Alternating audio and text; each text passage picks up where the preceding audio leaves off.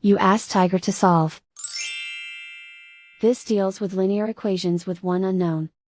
The final result is y equals 7. Let's solve it step by step. Simplify the expression. Expand the parentheses. Break up the fraction. Group the coefficients. Convert the integer into a fraction.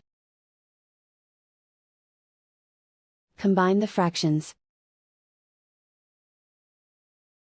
Combine the numerators. Group all constants on the right side of the equation. Subtract 3/4 from both sides. Combine the fractions. Combine the numerators. Reduce the zero numerator.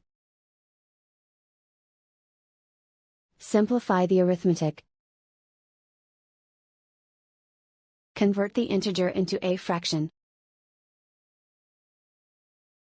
Combine the fractions. Combine the numerators. Isolate the y. Multiply both sides by inverse fraction 4/3.